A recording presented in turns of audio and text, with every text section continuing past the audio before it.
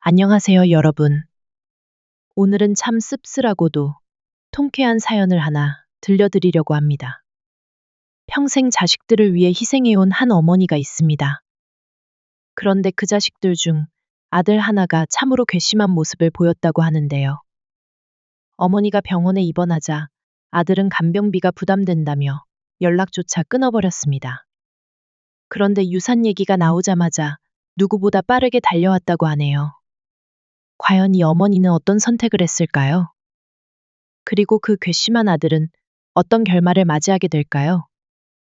오늘 사연이 흥미롭다면 구독과 좋아요 잊지 마시고 알림 설정까지 해주시면 더 많은 이야기로 찾아뵙겠습니다.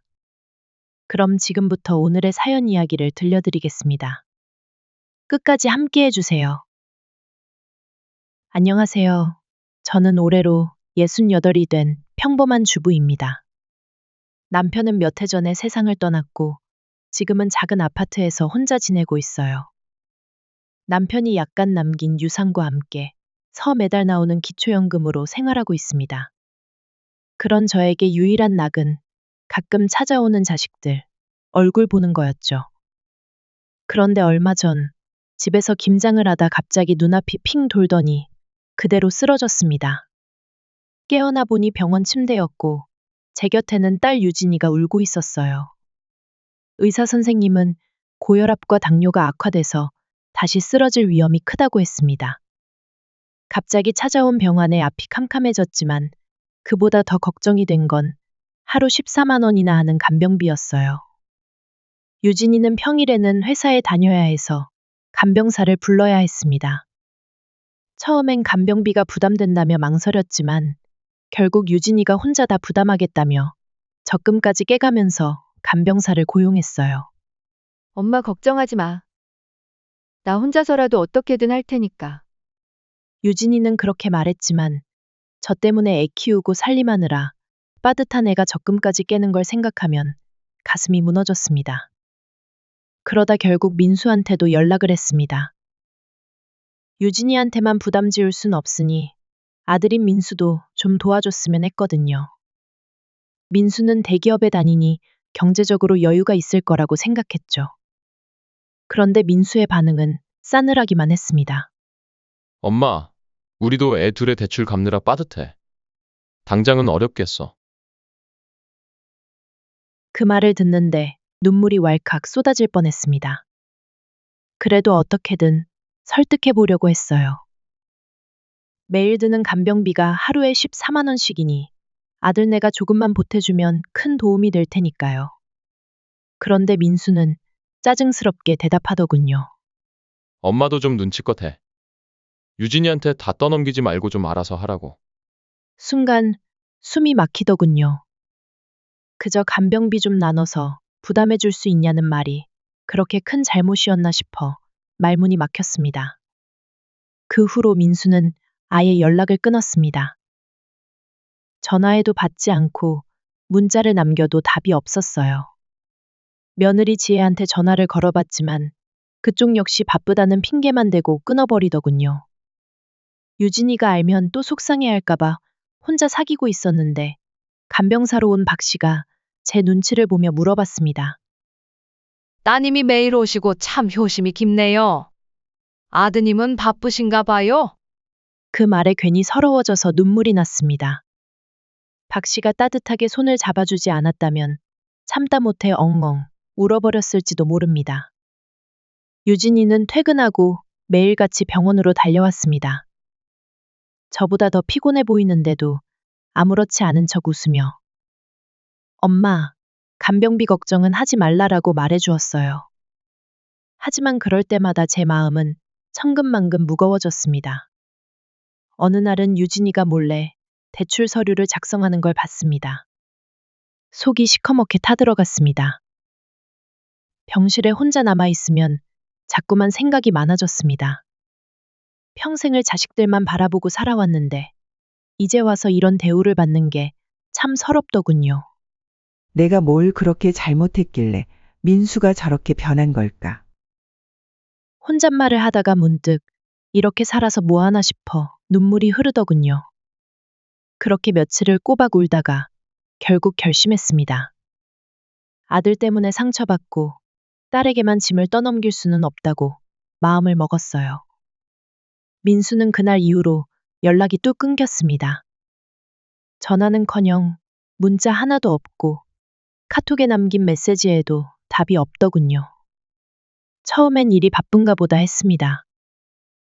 회사에서 프로젝트가 많다고 했으니 당장 병문안 오기는 어렵겠지 싶었죠. 그런데 시간이 지나도 마찬가지였습니다. 열흘, 20날, 한 달이 지나도 민수는 모습을 보이지 않았습니다. 오히려 며느리 지혜한테서 전화가 왔습니다. 혹시나 하는 마음에 전화를 받았지만 지혜의 말투는 무척 건조했습니다. 어머님, 민수도 바쁘고 저도 일이 많아서 당분간 병문안은 어려울 것 같아요. 몸은 좀 어떠세요? 마지못해 묻는 듯한 질문에 입맛이 썼습니다. 그래도 어떻게든 웃으며 대답했어요. 괜찮다. 너희가 바쁘면 어쩔 수 없지. 그 말에 지혜는 네, 그럼 이만 끊을게요. 하고 황급히 전화를 끊더군요. 한마디 위로나 병원비, 간병비에 대한 걱정의 말도 없었습니다.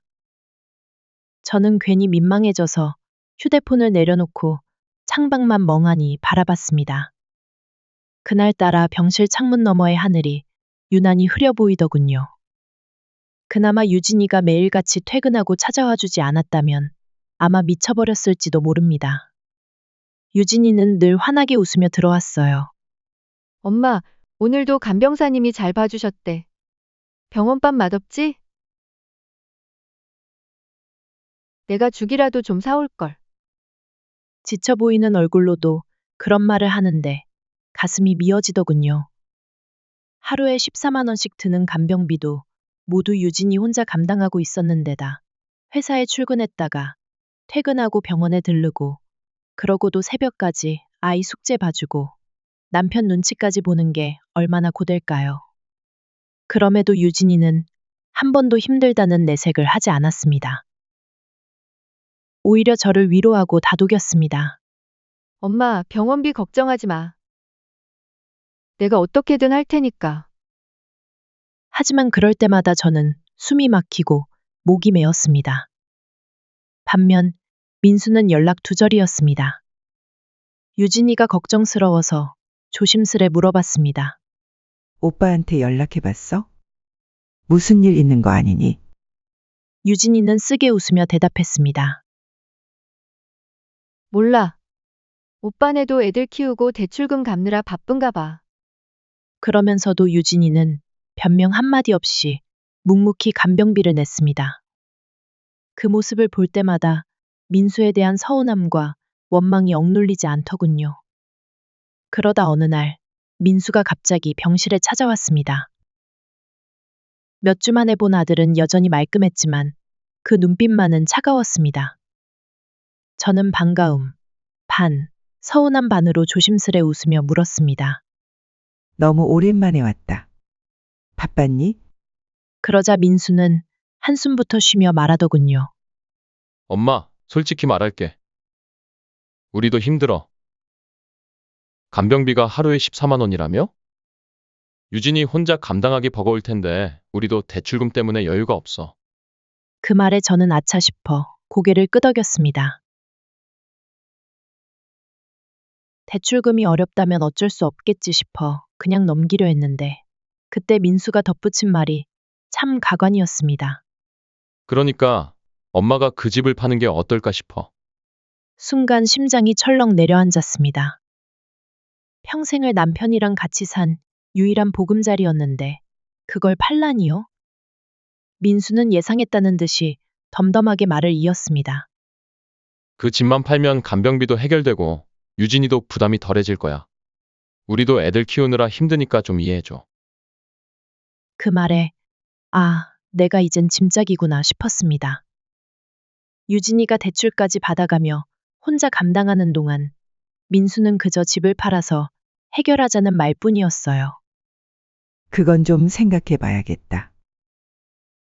겨우 그렇게 답했지만 민수는 납득하지 못한 얼굴이었습니다.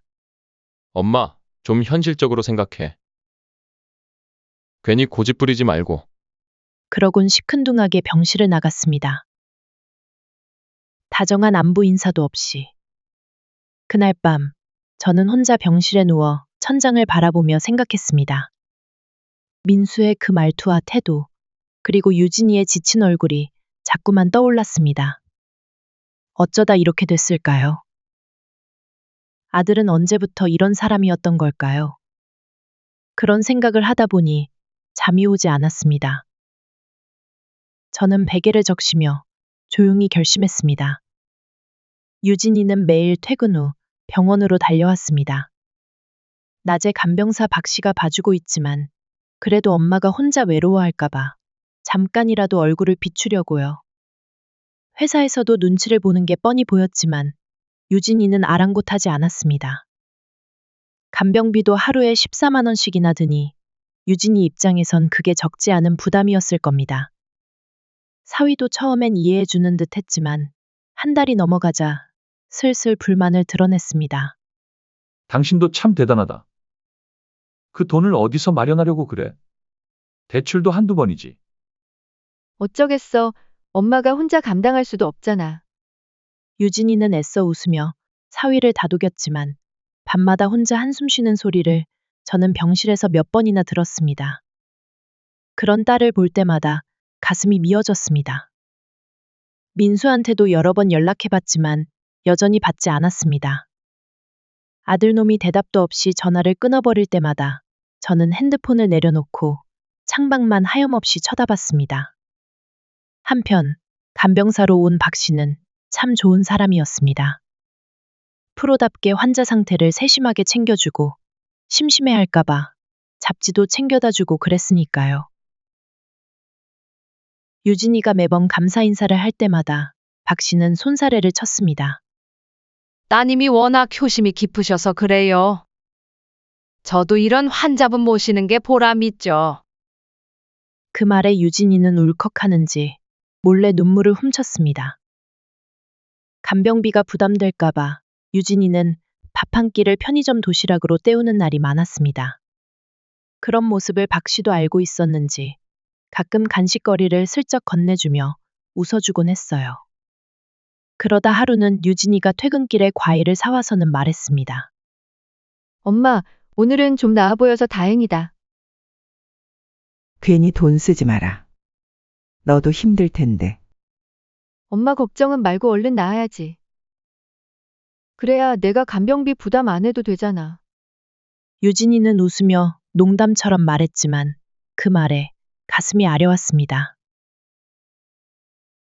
그동안 쓴 간병비만 해도 벌써 몇백만 원이 넘었을 텐데 그걸 다 혼자서 감당해 온 겁니다. 어느 날은 박 씨가 유진이 몰래 제게 묻더군요. 아드님은 요즘 바쁘신가 봐요. 한 번도 못 뵌 것 같아서.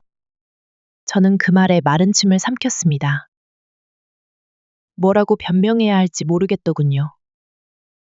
민수는 그동안 한 번도 오지 않았습니다. 전화도 없고 간병비는커녕 입원비 한 푼 보탠 적이 없어요. 그저 집을 팔라는 말뿐이었죠. 그 생각이 나자 참았던 눈물이 왈칵 쏟아졌습니다. 박 씨는 당황해서 손수건을 내밀며 다독였습니다. 괜찮으세요? 너무 마음 쓰지 마세요. 따님이 정말 잘하고 있으니까요. 그치만 민수는 연락도 없고 이게 다 내 탓인 것 같아서. 저는 흐느끼며 말했습니다. 평생 자식들만 보고 살아왔는데 그 자식이 이럴 줄은 몰랐습니다. 한 푼이라도 아끼려고 어렵게 모아둔 돈인데 그 돈으로 간병비를 내고 있는 유진이를 보니 억장이 무너졌습니다. 박 씨는 그런 저를 위로하며 말을 이어갔습니다. 어르신, 너무 속상해하지 마세요. 간병하면서 봤지만 따님처럼 정성 다하는 경우는 드물어요. 어르신이 그만큼 잘 키우신 거예요. 그 말에 저는 고개를 끄덕이며 겨우 눈물을 닦았습니다. 그래, 유진이는 잘 자랐습니다. 오히려 민수가 잘못된 거겠지 싶어 스스로를 다독였습니다. 그러던 중 민수한테서 드디어 전화가 왔습니다.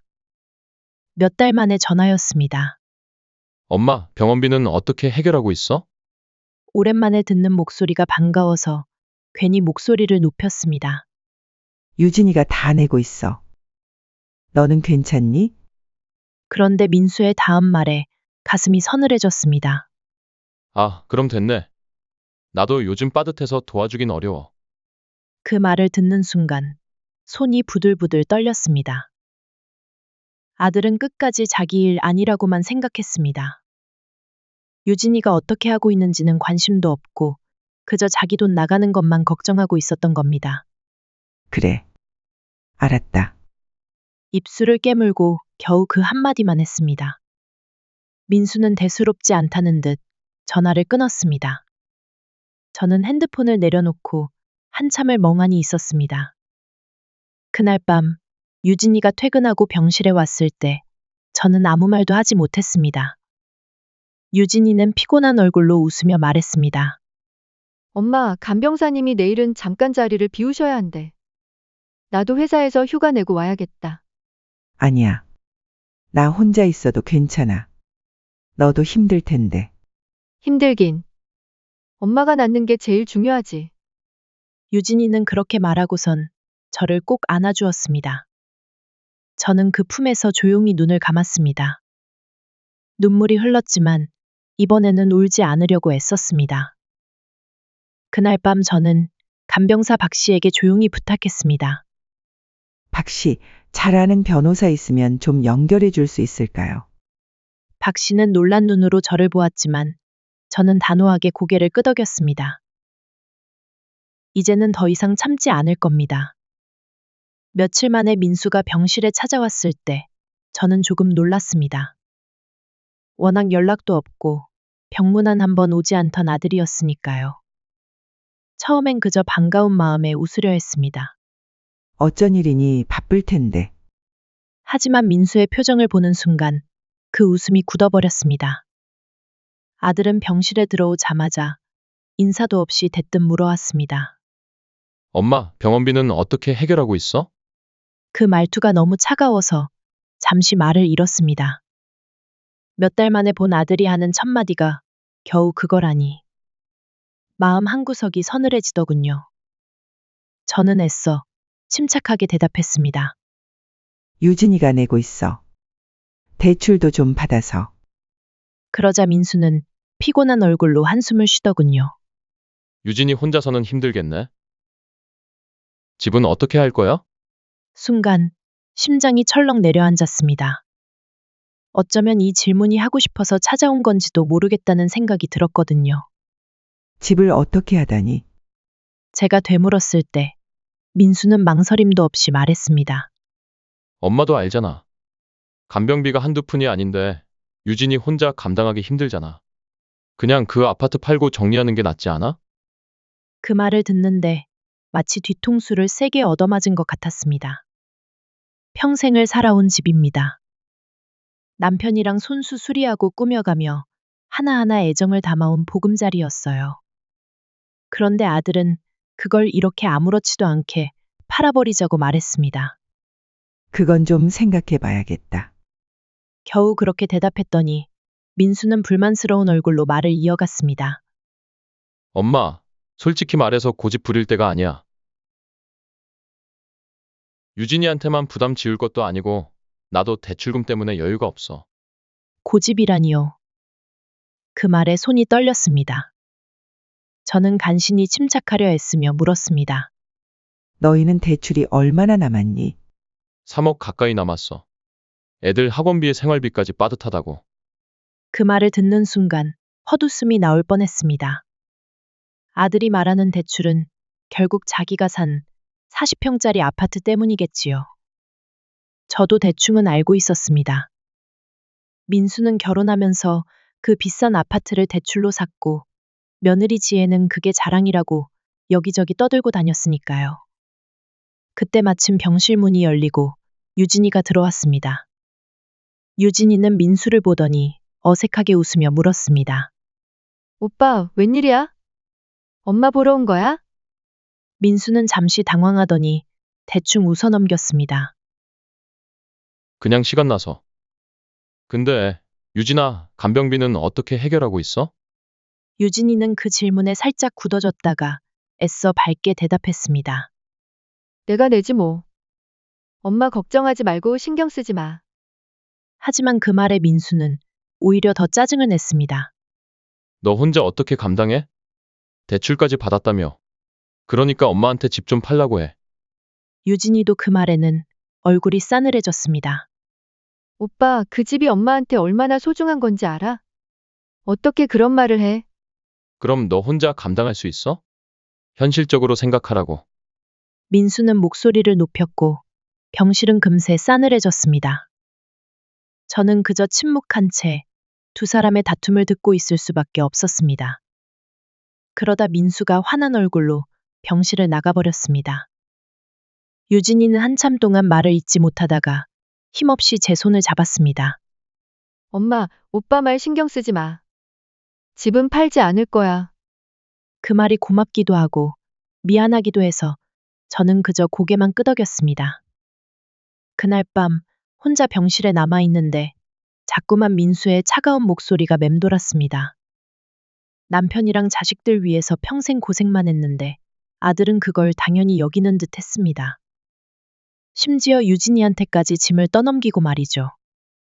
가슴이 답답해서 눈을 감고 누워있는데 간병사 박 씨가 조심스레 말을 걸었습니다. 어르신 괜찮으세요? 저는 고개를 저었습니다. 괜찮지 않았습니다. 이제는 정말 더 이상 참지 않기로 했습니다. 다음 날 아침, 저는 박 씨에게 부탁했습니다. 박 씨, 그때 말한 변호사 좀 연결해줘요. 내가 할 말이 있어. 박 씨는 놀란 얼굴이었지만 저는 단호했습니다. 변호사를 불러 유언장을 작성한 뒤로 마음이 한결 가벼워졌습니다. 그동안의 서러움과 억울함을 참으면서도 혹시나 하는 미련이 남아 있었는데 그 미련마저 깨끗하게 버리게 된 것 같아서요. 유산을 모두 유진이에게 남기겠다는 유언장은 변호사님 말로는 법적으로도 문제가 될 수도 있다고는 했습니다.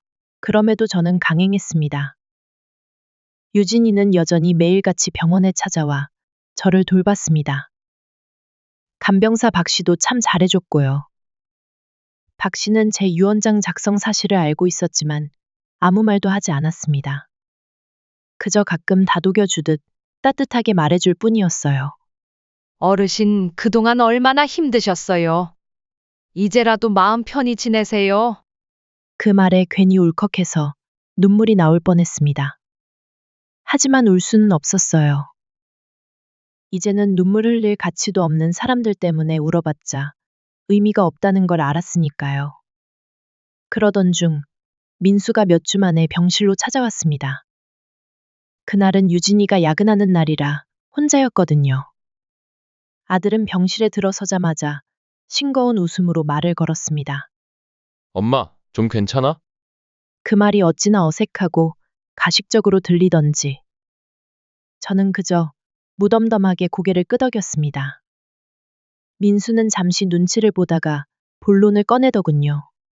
저기 유진이한테 들었는데 유언장 썼다며? 그거 나한테는 말도 없이 왜 그런 거야? 민수의 목소리는 서운함과 짜증이 뒤섞인 어조였습니다.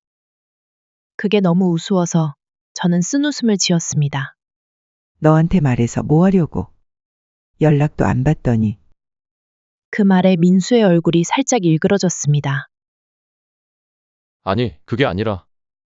나도 바빠서 그런 거지. 엄마가 이렇게 서운하게 나오면 곤란하지. 서운하다고요? 그 말이 어찌나 우스운지 한참을 비웃고 말았습니다. 그래서 저는 제가 가진 유일한 재산인 아파트는 딸에게 주겠다고 말했습니다. 민수는 그제야 본색을 드러냈습니다. 그 아파트 전부 유진이한테 준다는 게 말이 돼? 나도 아들인데. 그 말에 저는 냉정하게 대답했습니다. 그럼 간병비랑 병원비는 왜 유진이가 다 냈니?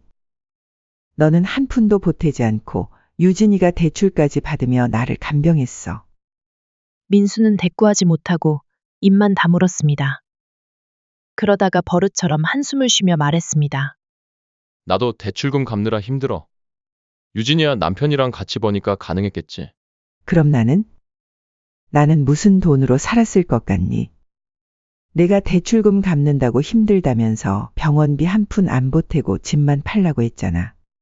그 말을 하면서도 참 서글펐습니다. 아들한테 이런 말을 해야 한다는 게. 하지만 더는 참을 수 없었습니다. 민수는 점점 짜증이 섞인 목소리로 따졌습니다. 솔직히 엄마도 너무해. 난 아들인데 유산을 전부 유진이한테 주면 난 뭐가 돼? 그럼 네가 병원비라도 좀 냈어야지. 적어도 내진 않더라도 같이 고민하고 걱정은 해줬어야지. 유산 타령할 자격이 있으려면. 그 말에 민수는 할 말을 잃고 버벅거렸습니다. 그러다가 화가 치민 듯이 벌떡 일어섰습니다. 됐어. 어차피 유산 전부 유진이한테 줄 거면 나도 신경 끌게. 그리고는 문을 쾅 닫고 나가버렸습니다. 저는 그 뒷모습을 멍하니 바라보다가 눈물이 핑 돌았습니다. 자격도 없는 주제에 유산 타령이나 하다니. 그 꼴이 너무 우습기도 하고 이런 아들을 뒀다는 것에 슬프기도 했습니다. 그제도 속은 다 후련해지더군요. 이제는 정말 미련도 후회도 없었습니다. 그저 유진이한테라도 이 유산을 남길 수 있어서 다행이라는 생각뿐이었습니다. 그날 밤 유진이가 퇴근하고 병실에 왔습니다. 유진이는 저를 보자마자 다급히 물었습니다. 엄마, 오빠 다녀갔다면서? 무슨 말 했어? 저는 아무 일도 아니라는 듯 웃으며 대답했습니다. 별말 안 했다. 그냥 유산 얘기 좀 하길래 차라리 연락 끊는 게 낫겠다 했지. 그 말을 듣는 유진이의 얼굴에 복잡한 감정이 스쳤습니다. 하지만 저는 더는 설명할 생각이 없었습니다. 이제는 정말로 후련해졌으니까요. 며칠 뒤 유언장이 공개되었습니다. 민수와 지혜가 부랴부랴 병원으로 달려왔습니다. 시종일관 불만 가득한 얼굴이던 지혜는 병실에 들어서자마자 대뜸 말했습니다. 어머님, 유언장 작성하셨다면서요? 저희한테도 말씀 좀 해주셨어야죠. 그 말투에 저는 쓴웃음이 나왔습니다. 그동안 연락 한 번 없던 사람들이 유산 얘기가 나오니 이렇게 빠르게 달려오다니 참 가관이더군요. 민수 역시 불안한 눈빛으로 제 얼굴을 살폈습니다. 제가 유언장을 꺼내 읽기 시작했습니다. 본인은 생전 재산의 전부를 딸 유진에게 상속함을 명시하며 이는 유진이 홀로 간병비와 병원비를 부담했기 때문임을 밝힙니다. 그 순간 민수와 지혜의 얼굴이 하얗게 질렸습니다. 변호사는 아랑곳하지 않고 유언장을 이어서 읽어 내려갔습니다. 이에 따라 아들 민수와 며느리 지혜에게는 어떠한 상속 재산도 남기지 아니함. 병실이 싸늘해졌습니다. 민수는 믿을 수 없다는 듯이 눈을 휘둥그레 떴습니다. 엄마, 이게 뭐야?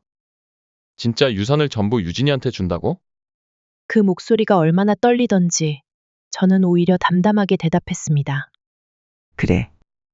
유진이가 내 병원비랑 간병비를 다 냈으니까. 너는 한 푼도 보탠 적 없잖니. 단순히 돈 때문이 아니라 네가 나를 생각하는 것을 알게 됐어. 그건 내가 대출금이랑 애들 때문에 좀 힘들어서 그런 거지. 엄마가 그러면 서운하지. 민수는 다급하게 변명을 늘어놓았지만 그 말을 듣는 제 가슴은 한없이 싸늘했습니다. 지혜는 못 참겠다는 듯이 끼어들었습니다. 아무리 그래도 그렇지, 이렇게까지 하시면 저희는 어떻게 하라는 거예요? 저희도 생활이 빠듯한데. 그 말에 저는 코웃음을 쳤습니다. 생활이 빠듯하다는 사람들이 명품 가방에 외식은 끊이지 않던데 참 어이가 없더군요. 그건 너희 사정이고. 유진이는 대출까지 받아가며 간병비를 냈어. 하루에 14만 원씩이나 하는 걸 몇 달 동안 혼자서. 그 말을 하자 민수는 입술을 깨물며 어이없다는 듯이 외쳤습니다. 그러니까 그걸 왜 혼자 내? 그럼 내가 한 푼이라도 냈어야지. 전화도 안 받고 연락도 안 되는데 내가 뭘 어떻게 하니? 제 말에 민수는 아무 대답도 못했습니다. 그저 입술만 달싹거릴 뿐이었죠.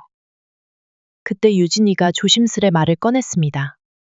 엄마, 그냥 오빠한테도 조금은 주면 안 돼? 나 혼자 다 가지긴 좀 그렇잖아.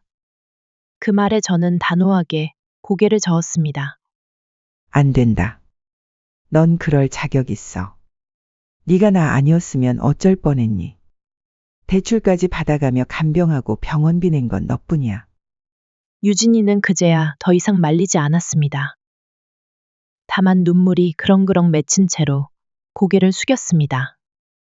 지혜는 그 모습을 보더니 비꼬듯이 쏘아붙였습니다. 아, 그래서 이참에 저희는 완전히 손절하려고 그러시는 거예요?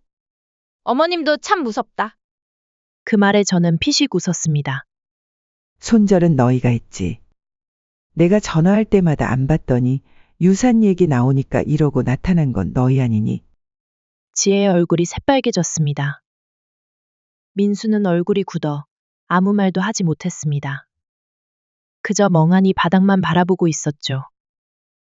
그 꼴이 어찌나 우스운지 참았던 웃음이 터져나왔습니다. 유 원장은 법적으로 아무 문제가 없단다. 만약 이 일을 제기하실 거면 정식으로 소송을 걸어야 한다니 알아서 해라. 엄마한테 소송까지 거는 아들이 되던지. 멍청이 입만 벌리고 있는 민수를 보니 오히려 속이 다 시원했습니다. 그렇게 한참을 서 있다가 민수는 어이없다는 듯이 고개를 저었습니다. 그래, 됐어? 이젠 신경도 안 쓸 테니까 알아서 해. 그리고는 지혜의 손을 잡아 끌며 병실을 나가버렸습니다. 그 뒷모습이 얼마나 초라하던지 저는 한참을 비웃고 말았습니다. 이제는 미련도 후회도 남지 않았습니다. 그저 유진이한테라도 이 재산을 남길 수 있어서 다행이라는 생각뿐이었죠. 병실에 남겨진 건 유진이와 저뿐이었습니다. 유진이는 죄책감 가득한 얼굴로 입술을 깨물고 있었습니다. 저는 그런 유진이의 손을 꼭 잡아주었습니다. 너무 미안해하지 마라. 이건 다 네가 자격이 있으니까 받은 거야. 유진이는 한참을 망설이다가 조용히 고개를 끄덕였습니다. 그 모습을 보니 저도 모르게 눈시울이 뜨거워졌습니다. 이제야 정말 모든 짐을 내려놓은 것 같습니다.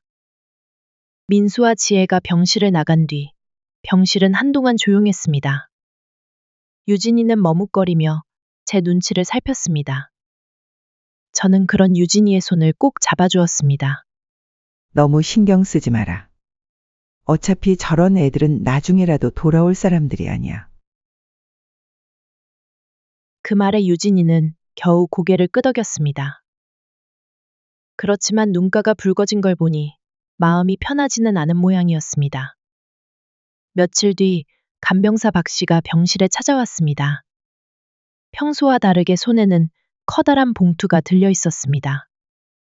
어르신 퇴원 준비 서류입니다. 이제 상태가 많이 좋아지셔서 집에서 요양하셔도 될 것 같다고 하네요. 그 말을 듣고 나니 참 기분이 묘했습니다. 이 병실에서 보낸 몇 달 동안 참 많은 일이 있었으니까요. 그래도 이제는 모든 짐을 내려놓고 나가도 괜찮겠다는 생각이 들었습니다. 감사합니다. 유진이한테도 연락해야겠네요. 네, 따님도 제가 먼저 전화는 드렸어요. 퇴원하신다니까 기뻐하시더라고요. 박 씨는 따뜻하게 웃으며 말했습니다. 그 웃음을 보니 저도 모르게 웃음이 나왔습니다. 며칠 후 퇴원하는 날이 되었습니다. 유진이는 아침부터 와서 이것저것 챙기느라 정신이 없었습니다. 금전적이며 마음적으로며 저에게 정말 신경 써준 딸 때문에 너무 행복했습니다. 엄마, 퇴원하고 나서 뭐 먹고 싶어? 내가 뭐라도 해줄게. 아니, 괜찮다. 너도 고생했는데 집에 가서 좀 쉬어. 힘들긴. 엄마가 낳는 게 더 중요하지. 유진이는 그렇게 말하며 환하게 웃었습니다. 그 모습을 보니 가슴이 뭉클해졌습니다. 참, 이런 딸이 있어서 다행입니다. 퇴원하고 집에 돌아오니 참으로 오랜만이라는 생각이 들었습니다. 병원에서는 늘 답답하고 불안했는데 이렇게 집에 돌아와 침대에 누우니 한결 마음이 편해졌습니다. 유진이는 짐을 풀고 이것저것 정리하느라 바빴습니다. 엄마, 당분간은 내가 와서 밥 해주고 갈 테니까 걱정 마. 너무 자주 오지 마라. 너도 집에서 쉬어야지. 안 힘들어. 오히려 엄마가 혼자 있으면 내가 더 불안해. 그 말에 저는 피식 웃었습니다. 참으로 속 깊은 딸입니다. 그러다 문득 민수 생각이 났습니다. 태어나는 날에도 연락 한 통 없던 아들. 아마 유원장 얘기 듣고 나서 완전히 마음을 끄는 모양입니다. 유진이도 민수 얘기는 꺼내지 않았습니다. 사실 미련이 아주 없다고 하면 거짓말입니다. 그래도 아들인데 혹시나 하고 기다린 것도 사실이니까요. 하지만 지금은 그 미련마저도 싹 사라졌습니다. 그렇게 한참을 누워 있는데 유진이가 주방에서 무언가를 끓이고 있었습니다. 고소한 냄새가 방 한가득 퍼졌습니다. 엄마, 미역국 먹을래? 내가 끓였어. 그럴까? 냄새가 참 좋네. 저는 천천히 일어나 주방으로 갔습니다. 식탁 위에 소박하지만 정성스레 차려진 반찬들. 유진이가 아침 일찍부터 준비했겠지요. 그걸 보니 저도 모르게 웃음이 나왔습니다. 유진이는 제 눈치를 보며 조심스럽게 말했습니다. 엄마, 오빠랑은 연락 안 할 거야. 그 말에 저는 한숨을 쉬며 고개를 저었습니다. 그래. 이제는 더 이상 미련 두지 않을 거다. 그래도 아들인데 어떻게 엄마가 아들을 버리니. 먼저 잘못을 깨달으면 연락이 오겠지. 유진이는 슬픈 얼굴로 고개를 끄덕였습니다. 그렇게 몇 달이 지나고 민수에 대한 소문이 들려왔습니다. 대출을 갚지 못해 결국 아파트가 경매로 넘어갔다고 하더군요. 그 소식을 들었을 때 솔직히 마음이 아주 편했다고 하면 거짓말입니다. 그래도 피부치인데 그런 꼴을 당했다니 가슴이 아려왔습니다. 하지만 그뿐이었습니다. 유진이는 그 소식을 듣고도 아무 말도 하지 않았습니다. 그저 저를 살피는 눈빛만 더 깊어졌습니다. 한참 뒤에야 민수한테 전화가 왔습니다. 목소리는 기어 들어가고 한숨을 쉬며 말을 꺼냈습니다. 엄마, 미안해. 나 정말 갈 데가 없어. 그 말에 저는 덤덤하게 대답했습니다. 이젠 너한테 줄 것도 줄 마음도 없다. 민수는 당황해서 말을 더듬었습니다. 아니, 엄마, 그게 아니고, 제발 한 번만. 그동안 한 게 있으니 받아야 할 것도 있는 거지. 너는 한 푼도 보태지 않았어. 그러니 나도 너한테 줄 거 없다.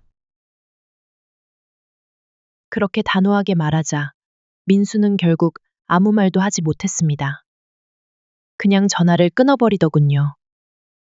그 뒤로 민수한테선 연락이 없었습니다. 참 씁쓸했습니다.